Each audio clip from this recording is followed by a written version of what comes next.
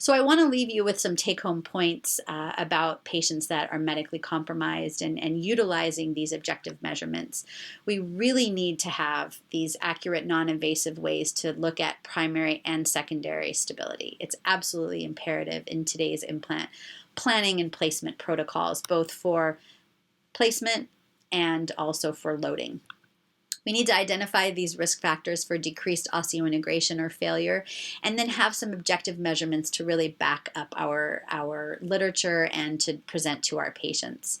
The RFA is utilized to determine placement and loading protocols, and I think that's really been shown very well in the literature, and it's really those sequential measurements that are going to give us so much information.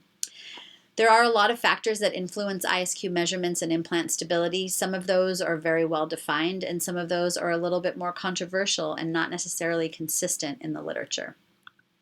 And then if we have patients that are medically compromised, I hope that I've impressed upon you that we should go a little bit more slowly and use caution in some of those patients. And again, putting that on the patient, telling them about their smoking or their osteoporosis or their diabetes, and this is why. And we have these objective measurements to really show them that we need to go slowly.